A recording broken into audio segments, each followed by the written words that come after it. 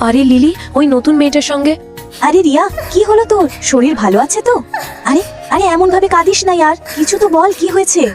আরে দেখ না লিলি, তার হেয়ার ক্লিপটা ওই নতুন মেয়েকে দিয়ে দিয়েছে। আরে পাগলি, এতে কাদার কি আছে?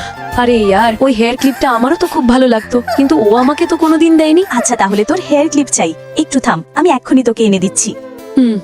এখন আমি নেহাকে কিভাবে বলি এটা শুধু হেয়ার ক্লিপের ব্যাপার না। হাই রিয়া, দেখ আমি তোর জন্য নিজের হাতে পেস্ট্রি বানিয়ে এনেছি। ওয়াও, ধন্যবাদ রে। খেয়ে বলতো কেমন হয়েছে? এটা আমার মায়ের রেসিপি। তোর মাও কি রান্না করতে ভালোবাসেন? হ্যাঁ রে, খুব। তাহলে যখনই তুই গ্রামে যাবি কিছু না কিছু ভালো রান্না করে আনবি। আরে লিলি, তুই চলে এসেছিস? আমি রাহুলের সঙ্গে ডেটে যাচ্ছি। আমি কি তোর ব্রেসলেটটা পরতে পারি? রিয়া মাফ কর রে, আমি আমার জিনিস কাউকে দিই না। আচ্ছা চল, ঠিক আছে, আমি এটা রেখে দিচ্ছি।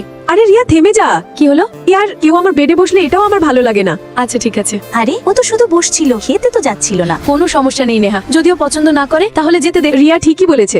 আচ্ছা চল, তুই বল কেমন গেল তোর দিন? আরে এর বেডটা তো সত্যি অনেক সফট, একবার তো এতে শুয়ে দেখতেই হবে। আরে না রিয়া, থেমে যা ইয়ার, এমন করিস না। আরে তোর এত ফাটে কেন রে? তুই কিছু বলিস না, চুপ থাক। নিশ্চয়ই তুই ওকে বলেছিস। লিলি, তুই তোর ওই হেয়ার ব্যান্ডটা দি না। রিয়া ইয়ার, এটা তো আমার পছন্দের হেয়ার ব্যান্ড। তাহলে ওই হেয়ার পিনটা দিয়ে দে। আচ্ছা হেয়ার পিন, ওটা তো ইয়ার। চল, আমার একটু কাজ আছে, আমি যাচ্ছি। এবং ঠিক এই সময় থেকেই রিয়ার মনে হতে লাগলো লিলির আচরণটা কিছুটা অদ্ভুত। তারপর একদিন তাদের নতুন রুমমেট আসে। আরে থাম সিয়া, লিলির বেডে কেউ বসতে পারে না। ওহ, আমাকে মাফ করে দাও। আচ্ছা বলো, কেউ কি প্যাকেট নুডলস খাবে? না রে, এখানে কেউ এসব খায় না, লিলির এসব পছন্দ না। এইসব কি আজগুবি কথা? রিয়া, তুই আমার সঙ্গে শপিং যাবি? হ্যাঁ ইয়ার চল। এই নে রিয়া, তোর হেয়ার ক্লিপ। এটাই তুই তো চাচ্ছিলি না?